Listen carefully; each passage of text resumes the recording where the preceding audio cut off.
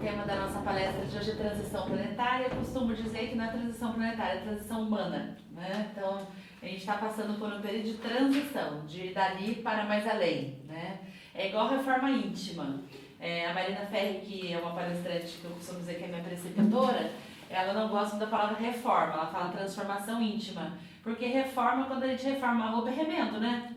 Então, reformar é um remendinho, colocar um negocinho aqui, mas fica tão evidente, né? Transformação íntima é ir além do estado em que nós estamos, né? Então, não é só um ato de reforma, é um ato de modificação realmente verdadeira. E quando nós falamos de transição planetária, ela está associada a uma transição íntima, a uma reflexão dos nossos conceitos, dos nossos valores e para onde nós queremos ir.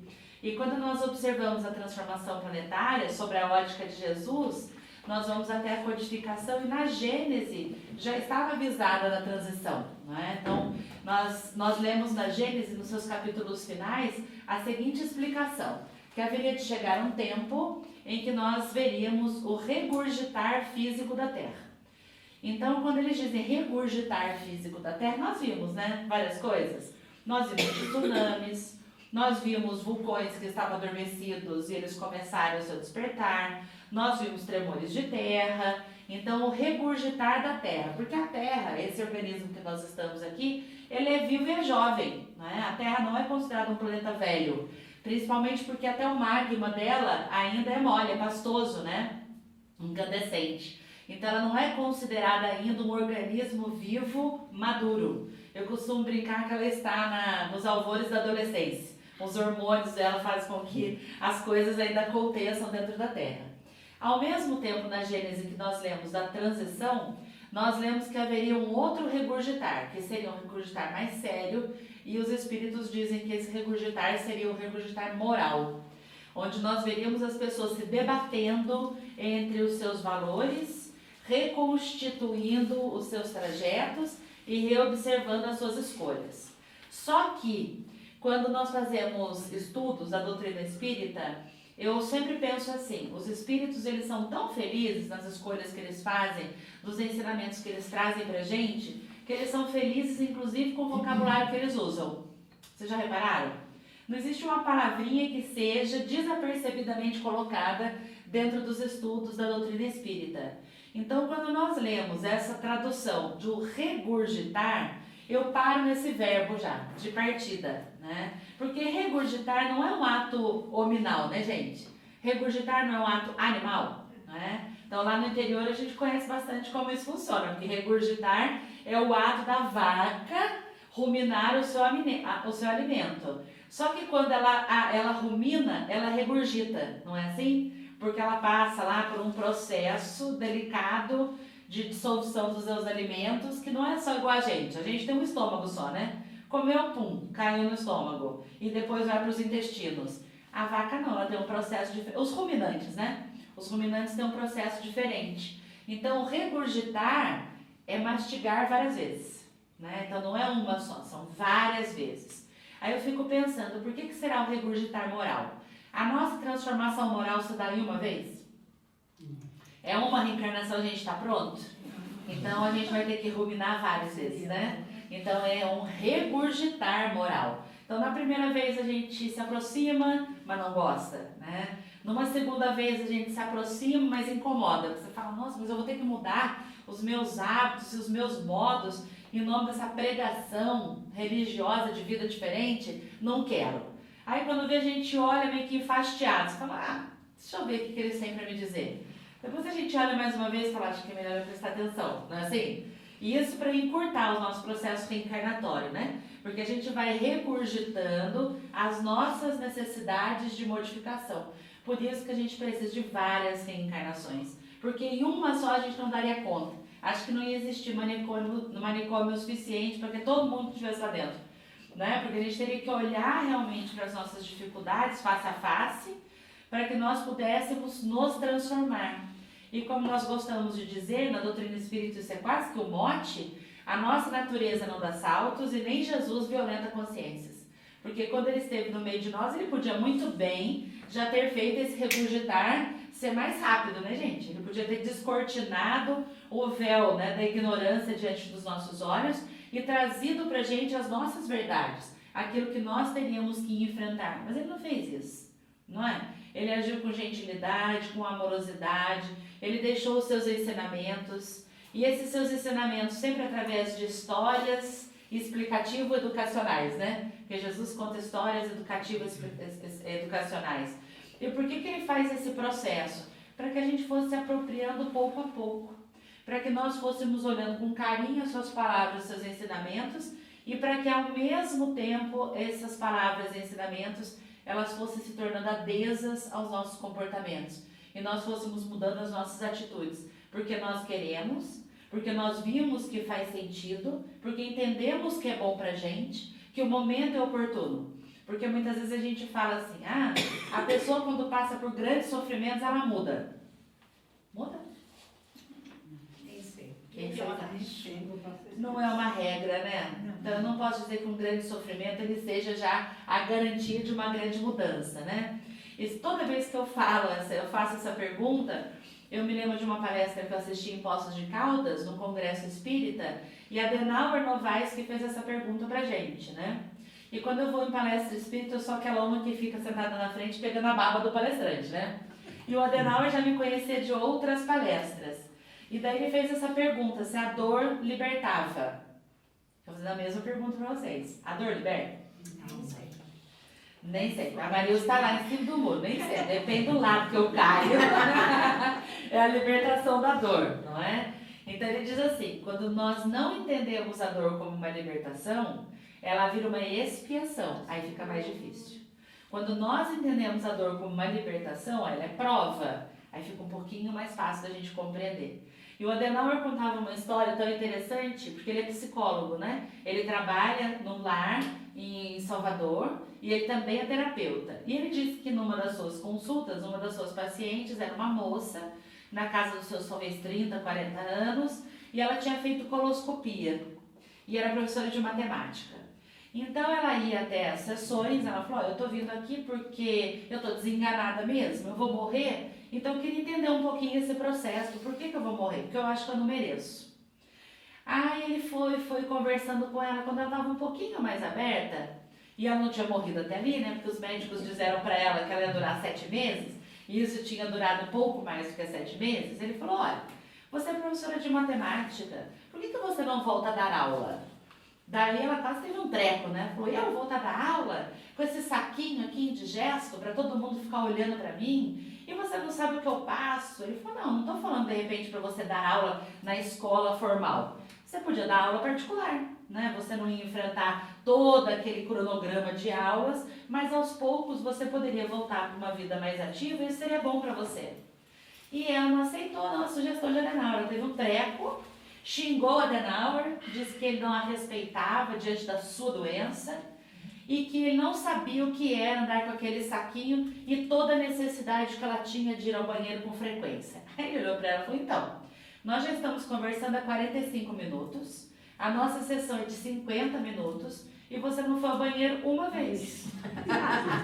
Eu acho que você dá conta de dar aula de 50 minutos.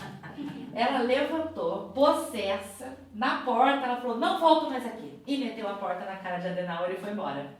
Na outra semana ela foi ou não foi? Foi. Claro, né, gente? Mulher, né? A gente volta, né? Dá um chilique, mas a gente volta, né? Aí ela voltou, abriu a porta e falou assim, não, vim por você. Vim por mim. Vim por mim. E sentou. Daí ela falou assim, você me incomodou tanto com aquela frase que eu fiquei pensando, é verdade mesmo, eu nunca levantei em todas as sessões que eles haviam feito, nem uma vez para fazer um xixi, nada. Então, de repente, ela poderia realmente trabalhar. E foi o que ela fez. Ela começou a dar aulas particulares, tudo, voltou a uma vida ativa. E daí, naquele momento da palestra, a gente perguntou para Adenauer, mas os médicos deram 7 meses de vida para ela. E daí, desencarnou, não desencarnou, como é que ela tá? Ele falou, olha, já se passaram mais de 4, ela tá viva ainda. Aí eu pensei, deve estar na moratória. Deve ter se arrependido e negociado com a espiritualidade uma moratóriazinha, né? Falou, ó, desculpa, não tá na minha hora ainda, deixa eu ficar aqui. Não é um regurgitar, gente? É, não é? Da mesma forma, nós lemos no Livro dos Espíritos que a dor é a ferramenta última de ensinamento pra gente. Então, primeiro, a espiritualidade tentou de tudo nesse nosso processo de evolução. A dor é a última ferramenta que eles usam para ver se a gente desperta, para ver se a gente acorda realmente para as nossas necessidades. Mas antes, já houve inúmeras tentativas. E a gente está vendo exatamente isso acontecer hoje com a Terra, não é? Quantas chances e oportunidades, várias pessoas, não só nós que estamos aqui. E nem precisam ser pessoas espíritas, elas podem estar em outros credos, ou nenhum credo. Mas quantas oportunidades de evolução todos nós estamos recebendo, a todos os instantes, a todos os minutos. Só que Jesus continua não violentando consciências. Ele não vem aqui colocar um cartaz na nossa frente e falar assim, ó, momento da evolução. Ele nos deu a oportunidade de evoluir. Deus nos garante a existência para que nós possamos fazer esse progresso que nós tanto almejamos, que nós tanto desejamos. E ainda no mesmo livro dos Espíritos está lá escrito a lei do progresso, não é? Tem duas leis que eu gosto bastante, a lei da destruição e a lei do progresso. A lei do progresso, ela diz que o progresso há de se dar, ou seja, nem que a gente não queira, ele vai acontecer, ponto. Né? É taxativo o ensinamento. O progresso há de se dar, mas ai daqueles que não acompanharem, serão arrastados por eles. Então você fala, meu Deus, acho que eu prefiro acompanhar o progresso. Porque evoluir todos vamos. Mas se nós entrarmos na expiação, na dificuldade, não compreendendo as nossas necessidades de evoluir, nós evoluiremos da mesma forma. A gente vai ser arrastado a essa evolução. Aí eu paro nesse verbo de novo, arrastado. Porque regurgitar e arrastar para mim não são dois verbos a menos, do tipo limpar. Limpar eu acho, não sei, na minha percepção, Paula, mas assim, limpar para mim é um verbo tranquilo. Não é um verbo tranquilo para vocês? Não tem impacto semântico para mim. Ir não tem impacto semântico para mim. Forte. Agora, arrastar para mim tem um impacto forte semanticamente. O significado para mim me soa com um valor maior, né? O que é ser arrastado, gente? Forçado. É da força. Forçado. Não é por própria e livre espontânea vontade, né? Você vai ser levado à força. Quem aqui foi uma criança atentada? Alguém? Eu? Eu? Danada. Já diria. Eu fui assim. Você é uma criança boazinha? Eu não fui. Eu não fui. Eu era atentada em último nível e grau, né? Era terrível. Então, toda criança que foi terrível atentada sabe muito bem o que é ser arrastado pelas circunstâncias, literalmente, né? A minha avó, cada vez que eu voltava da rua em período de férias, ela falava assim, menina, não tem mais joelho pra você arranhar no asfalto. Porque, além de tudo, não sei se é o tamanho, né? A gente é meio estabanado quando é muito grande, ou eu que sou descoordenada mesmo, né? Então, pra mim, era uma corrida e um tombo. Daí eu vinha com o joelho assim. E ela falava, vem aqui que eu vou te curar. Daí eu falava assim pra ela, vó, você vai colocar água com sal? Ela dizia pra mim, não, vou só limpar. Eu não sei porque que eu caía, toda vez. Era água. Aí lá esticava o joelho e ela ainda dizia assim, não mexe. Né? Porque o asfalto era preferível, não mexe da minha avó, né? Aí eu ficava dura. Daí ela vinha com aquele algodãozinho, eu só olhava assim, como o sal a gente não percebe a diluição, né? E ela colocava, a lagriminha descia. Daí ela limpava e dizia assim, o que arde cura. E o que aperta segura. E eu pensava, nunca mais eu vou me estabacar. Mentira. Passava o próximo final de semana lá e estava eu mais uma vez com o joelho arranhado. Gente, não era para ter aprendido? Era, não era? Né? Então, ali naquele processo, são as nossas, simbólica e metaforicamente, são as nossas quedas, não é? Mas depois de cada queda, você não se resigna, você não vem mais forte? Na verdade, é porque a gente compreende um pouquinho mais, né? Então, para nós não sermos arrastados pelo progresso, é preferível que nós ampliemos um pouco mais a nossa percepção das coisas. E daí vem a espiritualidade nos auxiliar.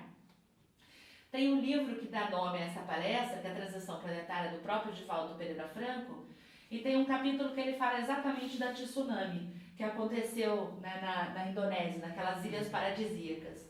E ele explica um pouquinho qual foi o processo daquele desencarne, né, de pessoas ali volumosas.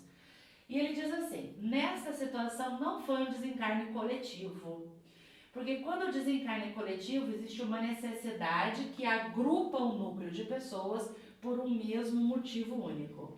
Ele fala que aquelas pessoas foram agrupadas ali porque elas tinham a necessidade de depuração imediata. Não só as pessoas, também o ambiente. E ele explica por quê. Ali acontecia o seguinte, lugares paradisíacos e praias maravilhosas, não é? Mas as pessoas que iam para lá, elas iam em busca de algumas coisas específicas. Lassidão, devassidão moral, sexo fácil. Então, muitas pessoas que iam para essas ilhas maravilhosas, elas não iam bem intencionadas. Existiam aqueles poucos que iam, mas os muitos que não iam. E, em contrapartida, muitas famílias vendiam as suas filhas em idade muito precoce para o comércio do sexo.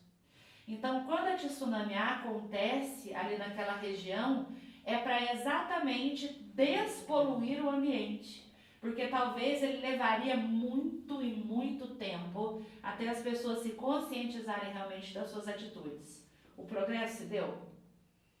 Muitos foram arrastados por ele, não foram?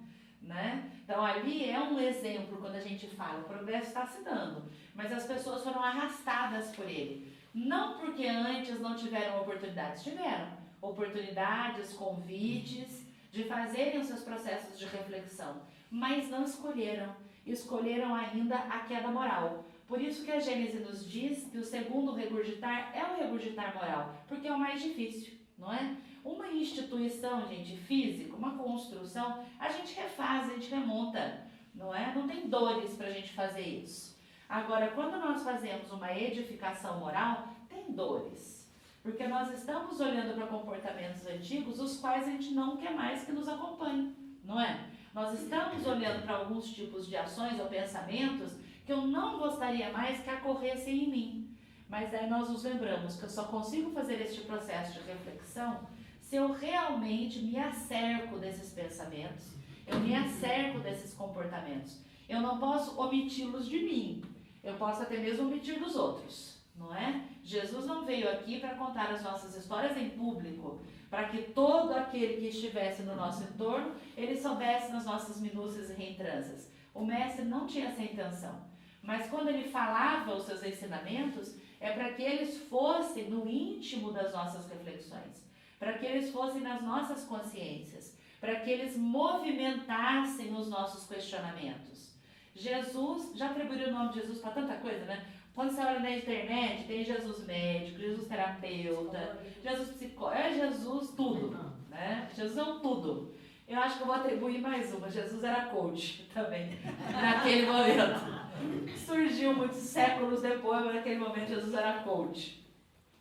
E nessa brincadeira do porquê chamar Jesus de coach, né? Porque um dos princípios do coach é fazer perguntas e não dar a resposta pronta, né? Então você faz pergunta para a pessoa, ela ir fazendo o seu processo de reflexão. Porque é cômodo quando eu dou a resposta pronta, não é, gente? Venha por aqui, saia por ali, faça essa escolha, adote aquele comportamento, mas eu não tenho garantia que a pessoa efetivamente vai seguir as minhas indicações.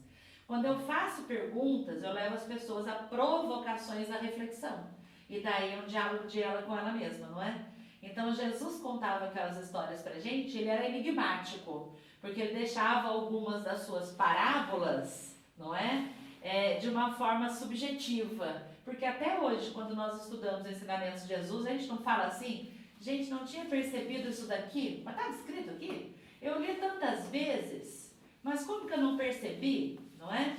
Então Jesus deixava de uma forma subjetiva porque ele sabia que a verdade não podia ser escancarada na nossa frente face a face. Nós não tínhamos condição espiritual de compreendê-la ainda. Então significa que hoje, séculos depois, a gente está tateando as verdades de Jesus e uma das maiores delas é que nós façamos a nossa transformação moral. Né? Quando o próprio mestre fala que ele não veio aqui para os sãos, mas ele veio para os doentes. E num primeiro momento as pessoas achavam que eram doenças físicas, mas Jesus estava falando de doenças emocionais, doenças espirituais, porque as físicas só se externalizam porque o nosso espírito é adoecido. Quando nós ganhamos essa sanidade espiritual, não existe mais um adoecimento físico. Então as dores ainda são de uma condição humana, não é? Necessárias, porque nós estamos purgando, nós estamos ainda exalando através do nosso corpo físico as nossas malformações espirituais, as nossas más escolhas que nos pesam. Aí o físico faz essa ponte de externalização. E quando que a gente para essa ciranda? Quando que esta roda interminável, né, ela tem uma detença? Será que ela tem? O que vocês acham? De evolução? Não, acho que não. Você nunca para. Segundo o livro dos Espíritos, a gente só consegue ir até uma certa cota de compreensão, né? Mas ainda haverá um dilatar maior das nossas consciências. É que o livro dos Espíritos só traz o que a gente consegue enxergar por hora. É igual olhar o homem de bem no Evangelho, né? Então tem 17 itens do homem de bem e tem a última frase de Kardec. E aqueles os quais a gente não está preparado para entender nos comportamentos de Jesus, né? Então, quando nós olhamos o livro dos Espíritos, nós vemos que tem 4 ordens de evolução espiritual, né? Então, tem a primeira ordem, né? A quarta ordem, perdão, que são os espíritos inferiores, voltados para o mal, que se comprazem no mal. Eles fazem o mal por mal mesmo, por curtirem fazer o mal. Graças a Deus a gente não está mais nesse estágio, né, gente? Fala não, fala não. Tenha fé. Fala que não. A gente está na terceirinha aqui, ó. Vamos colocar na terceirinha, né? Então ele fala que esses espíritos ainda se comprazem com o mal, né? Então eles olham as pessoas em sofrimento e gostam de ver as pessoas em sofrimento. Eu costumo dizer que isso era a nossa reencarnação romana, né? Quando a gente ficava lá vendo as corridas de briga, ou a morte dos cristãos, aquilo era comprazer-se no sofrimento alheio, né? Não que não existam esses espíritos encarnados hoje na Terra, porque o próprio livro dos Espíritos diz que as 4 sortes estão encarnadas aqui, né? Então estes são dos maus pelos maus. A terceira ordem eu gosto de dizer que é a gente, que são os espíritos zombeteiros e levianos. Zombeteiro e leviano é a gente. Quando a gente quer falar, não, hoje é o dia da evolução. Fala, já deu preguiça. Né? Zombeteiro fala assim, né? Fala assim, vamos lá ver o que está acontecendo. Nossa, não posso, porque eu sou espírita. Estou aqui melhorando. Né? Não vou falar mais da vida alheia, vou guardar a boca, né? A língua dentro da boca. Espíritos zombeteiros e levianos, que na verdade ainda não se acercaram por completo dos ensinamentos de Jesus, mas não se comprazem mais no mal, não fazem mais o mal pelo mal, não é? Nós já estamos mais atentos, a gente está mais espertinho, estamos ficando com as consciências mais despertas, né? Aí ele vai para a segunda ordem dos espíritos, que são os espíritos felizes. A gente já não sente felicidades na Terra? Sim. Você falou com a sua neta que está lá em Fortaleza, não é gostoso falar com ela? Não é gostoso ter uma neta? Não é? Você falou do seu filho que nasceu em 1964, não é isso? Então, prestando atenção, né? Então, o filho que nasceu em 1964. Não é gostoso falar isso? Olha o olhinho dela brilhando, gente. Olhinho de mãe. Então, a gente sente essa felicidade. Mas os espíritos evoluídos dizem pra gente ainda que é uma felicidade relativa. Relativa ao nosso estado de evolução. Gente, imagina quando ela for absoluta. A gente não sabe nem o que é isso. A gente não sabe essa sensação, né, de felicidade plena e absoluta. Porque a gente tem os nossos altos e baixos ainda, não é? Mário Sérgio Cortella nos diz que nós só sabemos o quanto vale a felicidade porque nós somos tristes. Então, quando nós passamos por momentos de tristeza, a gente tem aquela pulsão pela vida. Você fala, vai passar. Porque a gente sabe o que é momento feliz. Então, hoje a gente só valoriza a felicidade porque a gente sabe o que é amargura. Não é? A gente quer logo sair dela, graças a Deus, né? Ainda temos espíritos enfermiços e comprometidos que não querem, não. Se comprazem na dor, não é? São adoecidos ainda. Mas se nós passamos por essas dificuldades, tomara que passe essa tsunami da minha vida. É porque nós já sorvemos a felicidade. Imagina quando nós somos espíritos realmente felizes, em que a felicidade é a tônica dos nossos dias. Consigo nem imaginar porque a gente não chegou lá ainda, né? Mas um dia todos viveremos nesse estado. E a primeira ordem dos espíritos, que são os puros.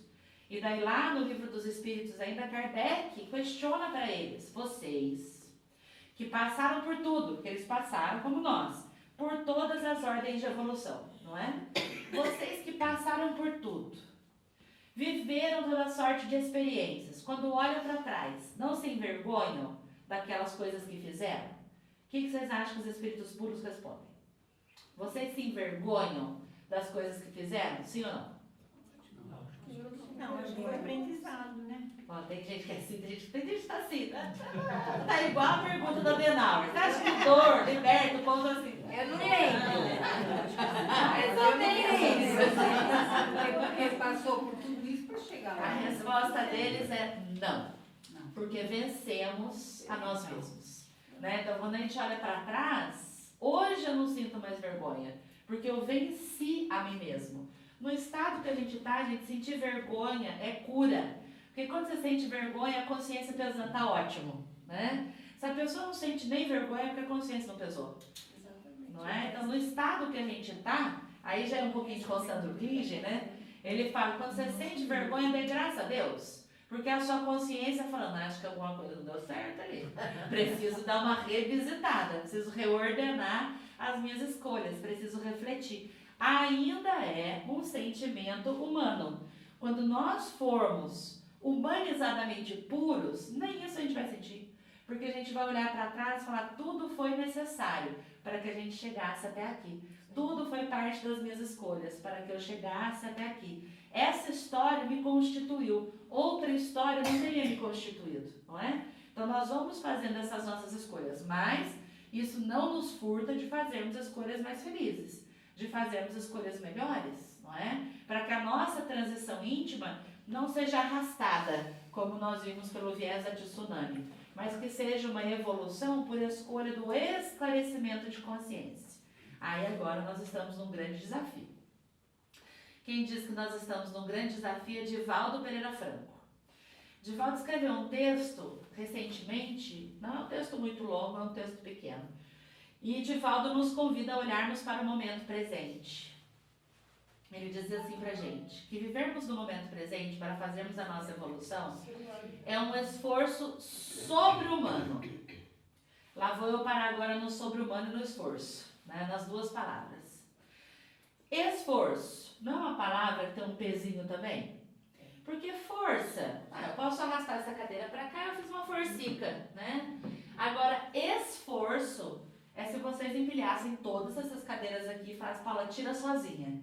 Aí é esforço, né, gente? Eu vou ter que ter uma força além da força natural que eu já tenho para fazer as coisas. E quando nós olhamos essa palavra esforço do latim, exforcere, é tirar força de dentro de si. Então, quando nós fazemos um esforço sobre-humano, não basta ser esforço sobre-humano, é tirar forças de dentro da gente de uma forma sobre-humana, e Divaldo diz para o quê, né? Então, por que eu tenho que tirar essa força de dentro de mim, de uma maneira excomunal, para que nós possamos nos focar com serenidade no momento presente? O título do texto de Divaldo é Serenidade. Então ele diz que hoje, para nós sermos serenos, nós temos que fazer um esforço sobre-humano. Ele não está mentindo, né?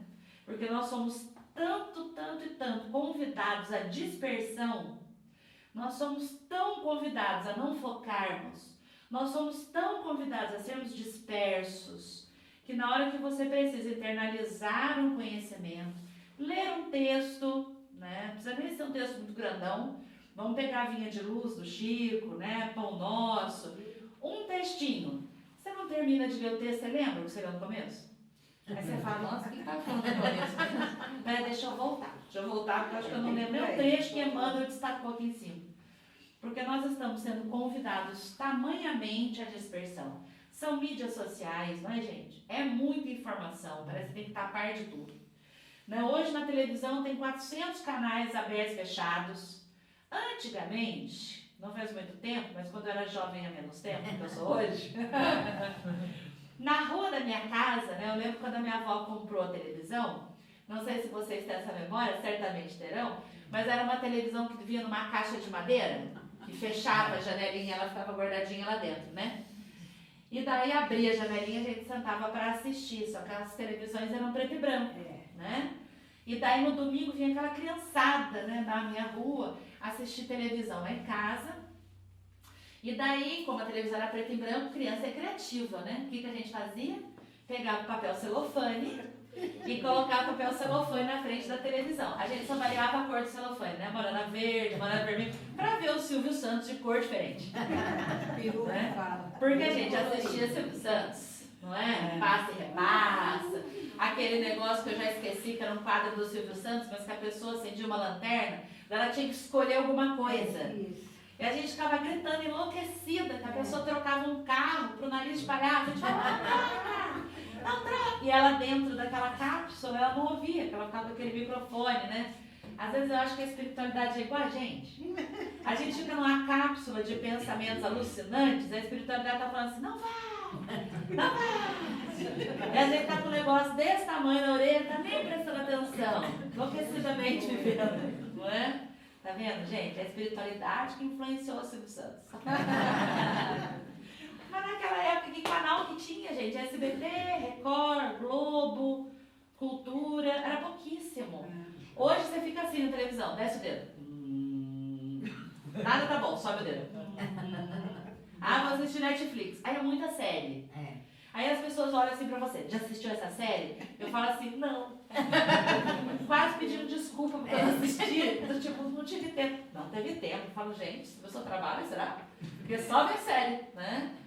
Então você vai ficando rendido a essas coisas. E qual momento você tira pra você? Por isso serenidade do Divaldo, né? Qual é o momento que você tira pra você focar no momento presente? Aí não é tão estranho que hoje, na atualidade, existam algumas teorias, né, de meditação, algumas que vêm importadas, né, dos Estados Unidos, uma famosa agora que chama Mindfulness, que é a atenção no momento presente. Né? Então existem algumas técnicas de respiração e centralização do pensamento para você focar no momento presente. Falam que nós somos multitarefas, fazemos muita coisa ao mesmo tempo, né? Mas o nosso cérebro não consegue fazer tudo em excelência. Então, se der uma coisinha para ele fazer bem, deixa ele fazer aquilo primeiro. Porque quando ele atira para tudo quanto é lado, ele faz. De algumas coisas ele se livra e de outras ele faz bem. O que acontece nessa troca de atividades de 1000 coisas que a gente faz ao mesmo tempo? O cérebro leva um tempo para ele centrar a sua atenção. E ele tem um gasto de energia para fazer isso, né? Ele não faz sem gastar nada. Então, quando nós estamos zuretas, olhando 1000 coisas, prestando atenção em 1000 assuntos, e responde um WhatsApp, olha a televisão, e mexe uma panela, e conversa com alguém, e lembra de uma coisa que tinha que fazer, quando ele fala assim, bom, agora eu vou prestar atenção só nisso. Ele tem um dispêndio de 62% da nossa energia corporal. 62%. O nosso cérebro é uma massinha que pesa de 1 kg a 1,2 kg, e ele consegue drenar 62% da nossa energia quando ele precisa de foco e centralização. A gente faz isso uma vez por dia só? Quando eu me centro em alguma atividade uma vez por dia? São várias vezes, né? Então a gente está fazendo tantas coisas e fala, não, agora peraí, deixa eu parar. Aí você se mete em outras tantas. Não, agora deixa eu parar. Você se mete em outras tantas. Imagine a drenagem, gente, de energia que está acontecendo, de nós próprios, não é? Aí não é de se admirar que hoje você olhe para a sociedade e você veja uma sociedadezinha mais adoecida, não é? Com doenças que nós chamamos doenças de fundo emocional.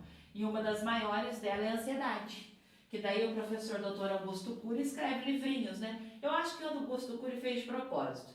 Que ele tem uma sériezinha que é Ansiedade 1, Ansiedade 2, Ansiedade 3. Ele já escreveu pequenininho que é para a pessoa não ficar neurótica. Que se o livro fosse desse tamanho, eu falei, meu Deus, eu consigo ler isso. Estou muito ansiosa. Não ia dar. Já é contra cá, fala, nem de Augusto Cury. Então ele faz livrinhos pequenininhos para a gente conseguir ler e falar, nossa, sou eu, gente, me identifico. Mas que também é um processo de cura, não é? Dentro do Espiritismo é assim que nós acreditamos. Como que nós nos curamos? À medida que o diagnóstico vem. No segundo passo é a aceitação. No terceiro é mãos à obra, não é? Então ali dentro dos livros do Cury de ansiedade, ele fala que nós temos multijanelas dentro de nós. A gente abre janelas. Só que a gente não fecha essas janelas. E o nosso cérebro fica funcionando nessas muitas janelas que nós abrimos. E isso, obviamente, drena a nossa energia e nos faz mais ansiosos. Porque eu não fecho uma história para começar outra. As muitas histórias, elas ficam aqui dentro da nossa mente. É assim ou não é, gente? Não é? 1000 tarefas, 1000 afazeres. Quando eu estou vivendo alguma coisa com alguém, parece que eu não vivo este alguma coisa com alguém. Eu vivo em milhões de outras dimensões, mas não neste momento. Antes de vir para cá, a gente passou na padaria e o Beto falou assim, preciso de uma Coca-Cola. E eu pensei, acho que preciso de um salgadinho.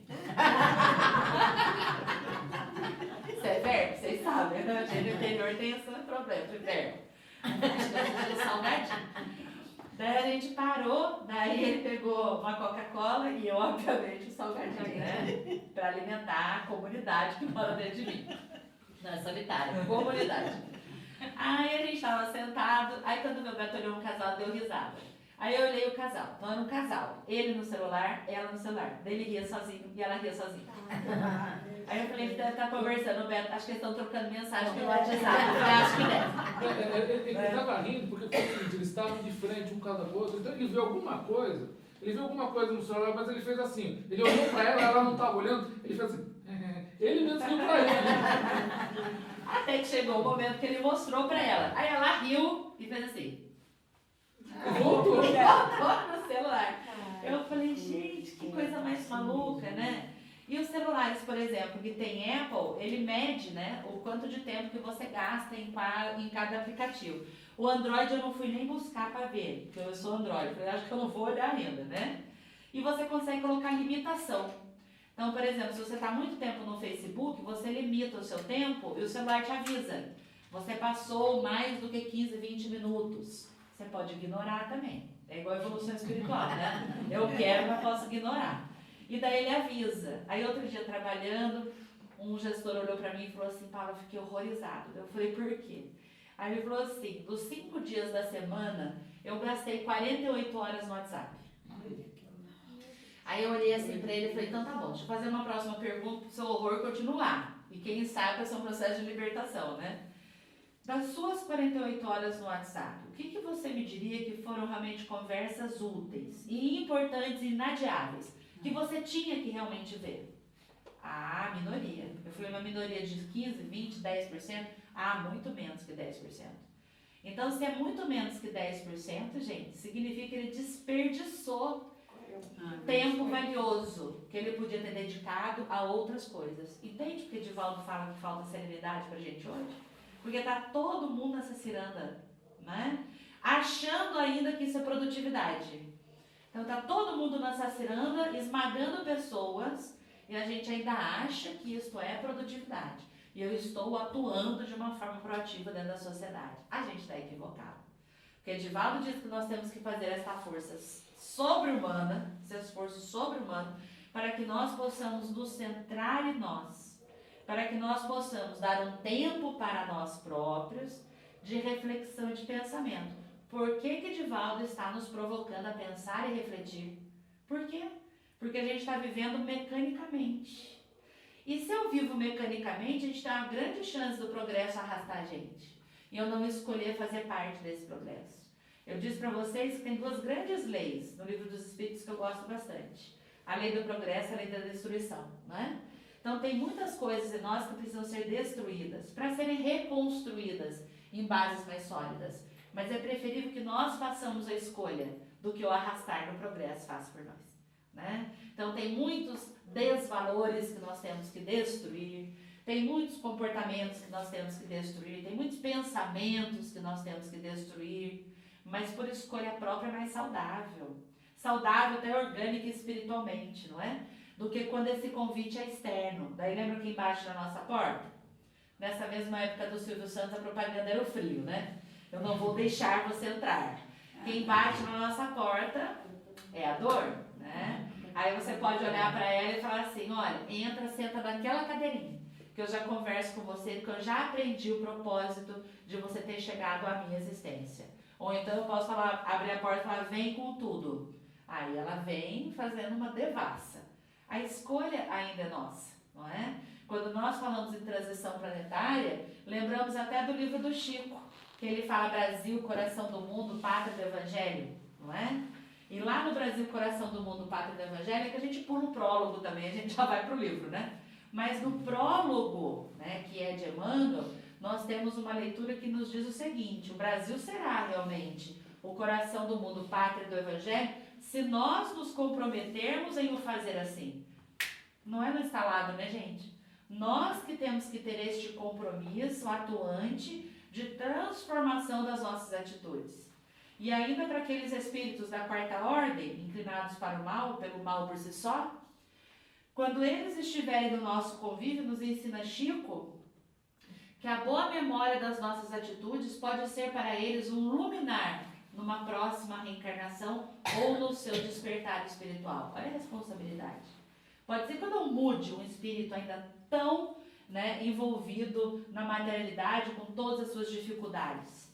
Mas se o seu comportamento, se a sua atitude já for um parâmetro bom para ele, a sua memória será para este espírito um luminar quando ele estiver no despertar espiritual ou em outra reencarnação. Olha que responsabilidade. E eu nem sei que espíritos são esses, né? Porque podem ser aqueles que estão no nosso convívio, pode ser algum espírito que de repente viu uma atitude boa sua num supermercado, numa fila de banco, na escola de alguém, na rua, alguém, né? Eles estão por toda parte. É assim que Paulo fala da espiritualidade. Aonde estão os espíritos? Eles estão por toda parte. Eles nos observam muito mais do que nós imaginamos. Então, a todos os momentos nós temos olhos deitados sobre nós, encarnados e desencarnados. Então, dentro dessa lógica, se nós nos atentarmos para o nosso comportamento, nós seremos parâmetros do melhor agir para esses espíritos que estão conosco. E hoje, na hora do almoço, nós conversávamos exatamente sobre isso com a minha comadre, né, e o marido dela, e eu perguntei para ele, falei, Mar, cadê a dona Nair, que é a mãe dele, né? Falei, Paula, foi para Viçosa, que a parentaiada toda dela tá lá em Viçosa, né? Daí eu falei, que delícia. Daí eu falei, gente, a dona Nair faz falta. Por quê? Ela é uma senhora, tem 82 anos. E ela escolheu gostar dela, né? Então ela vive bem no apartamento dela, que é logo no cruzar da rua, da minha amiga. Mas ela vive bem com ela, vive bem sozinha, né? E ela tem várias atividades. Então ela faz ginástica, ela tem pilates. Na sexta-feira ela tem igreja. Cabelo, ela faz cabelo na sexta-feira, ela faz cabelo e vai pra igreja, tá ótimo, né? Faz cabelo e vai pra igreja. E ela fica muito chateada quando os filhos se encontram e falam, mãe, eu encontrei, né, o meu irmão, a gente sentou no bar pra tomar uma cervejinha. Você não me convidou? Ela fica muito brava quando ela não é convidada para os eventos sociais da família, porque ela é festeira, ainda por cima, né? Aí eu fiquei pensando, falei assim, gente, que espírito privilegiado, não é? Não é a Marga, porque ela perdeu o marido, o Marcelino tinha meses, ele era um bebê de colo, o irmão mais velho dele devia ter 3, 4 anos de idade, então ela perdeu o marido nessa casa, tinha tudo para ser revoltada, aquela época, com todas as dificuldades, não é, daquela época de criar 2 filhos sozinho, então ela deu uma volta por cima, né, é um espírito feliz, alegre, aonde você está, ela está junto, conversando, trocando, tendo ideias. Você fala, gente. E a gente, por muito pouco, quase nada, já fica amargo. Posso falar por mim. Não é que eu posso falar por vocês. Às vezes quando eu falo, nem eu suporto. Certo? Você não está ouvindo isso. O que eu falei no elevador hoje? Você não está ouvindo isso. O meu apelido pro pé de vez em quando é azedinho doce. Sabe aquele chiclete? Morde, dá um negócio assim? É azedinho doce. Aí de vez em quando até eu penso, gente, nem eu me suporto, deixa eu ficar quietinha. Agora já declarei a verdade. Mas nós temos que fazer este movimento, não é? Nós temos que fazer este movimento para que nós possamos transitar das nossas dificuldades para a luz. Para que esses incômodos, eles não sejam incômodos só porque ele me atrapalha em algo. Mas se me atrapalha em algo, gente, já é um convite para a gente refletir, né? Para você olhar e falar assim, nossa, mas o que eu poderia aqui fazer de diferente? Que escolha que eu poderia ter agora? Se nós estamos nessa ciranda, que a gente não tem tempo de refletir, quem dirá para fazer uma escolha melhor, não é? A resposta está sempre na ponta da língua, os pensamentos estão sempre desassossegados. Que tempo você toma para você? Né? O seu tempinho. Você tem o seu tempinho de reflexão? Não precisa meditar, não, mas é um tempo seu, né? Que você vai ficar com você, com seus próprios botões, numa leitura, ou tomando um solzinho, ou vendo o cair da tarde. Qual é o momento que você tira para você?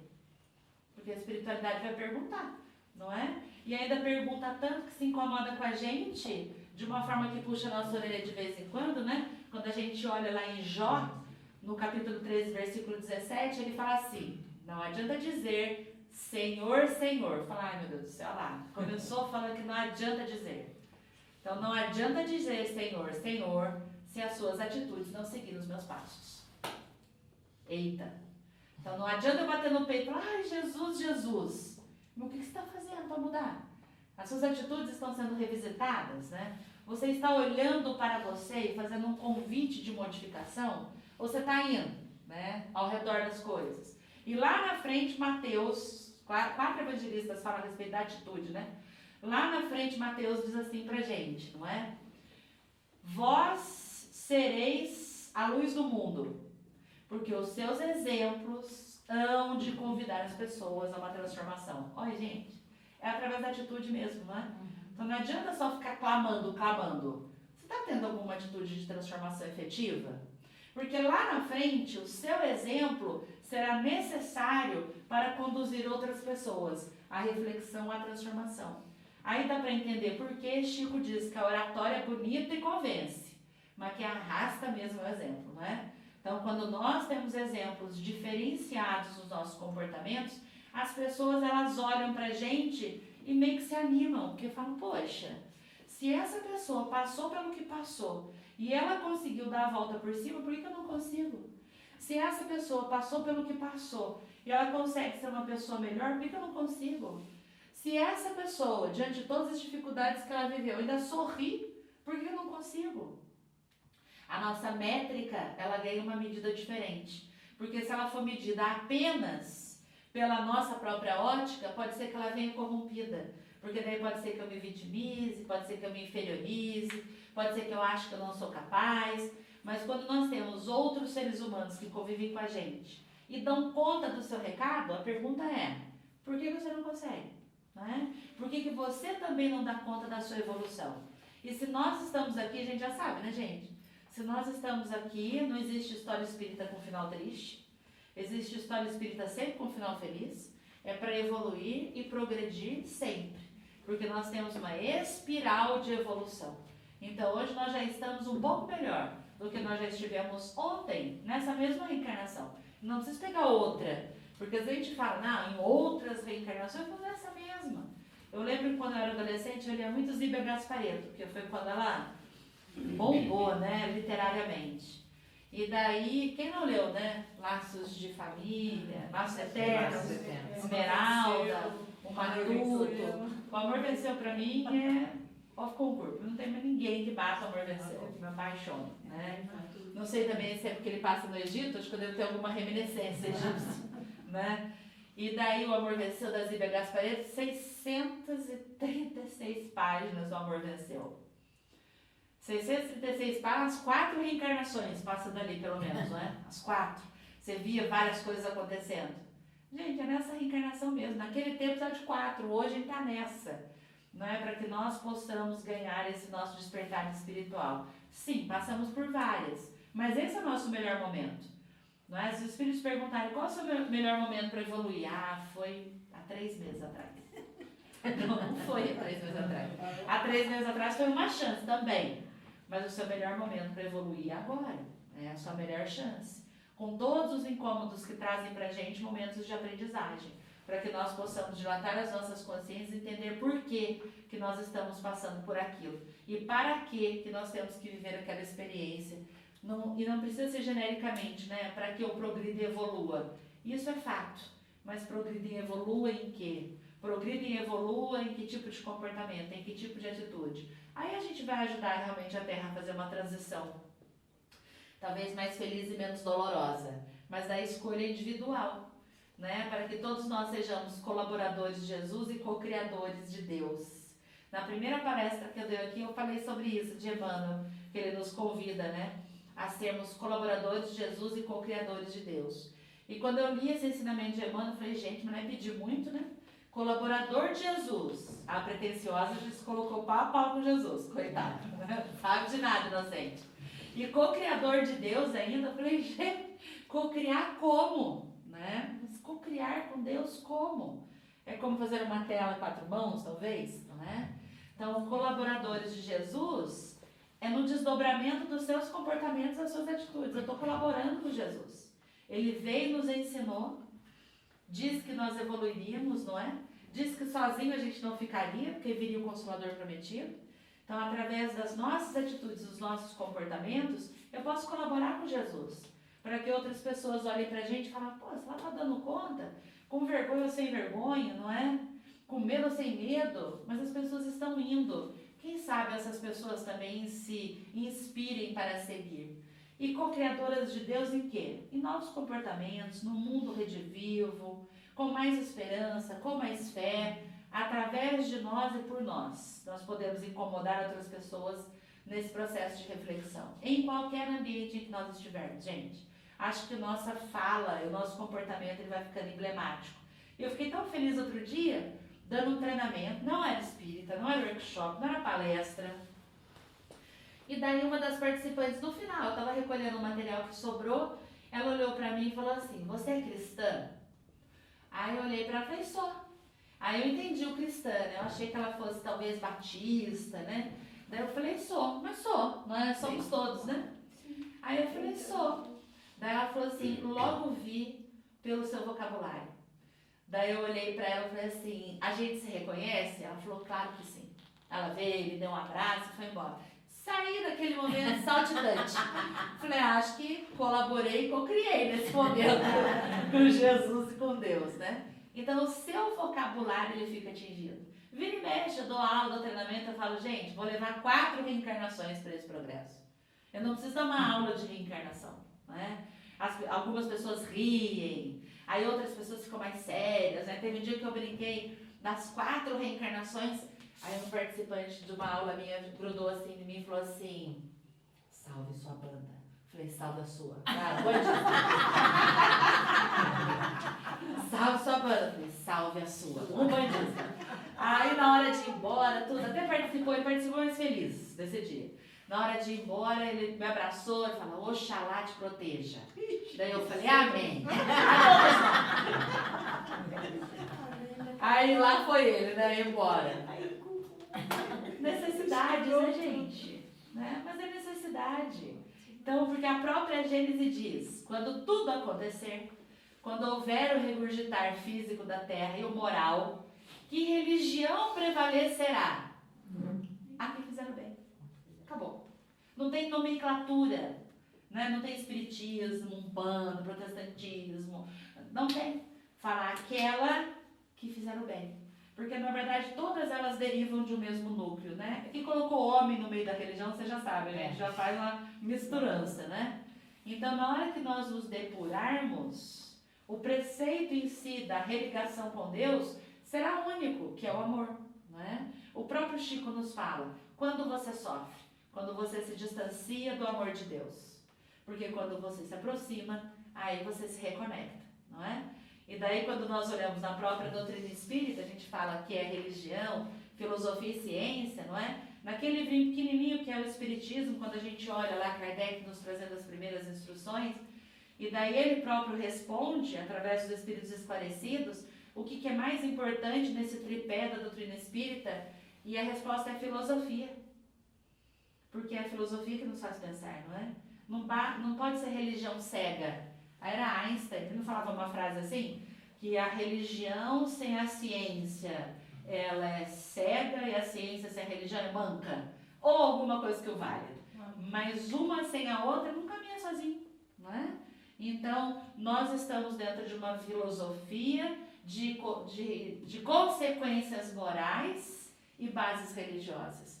Então, é a filosofia ao pensar, ao refletir, para que a gente possa entender as consequências das nossas escolhas e atitudes que vão fazer essa religação com o divino. Então, se nós estamos realmente pretendentes a essa evolução, a gente tem que parar, gente. Pega o texto do Divaldo, serenidade, né? Jesus já não dizia, a cada dia basta a sua preocupação? Qual é o seu melhor momento? É o agora? Então, é o hoje que basta a nossa preocupação.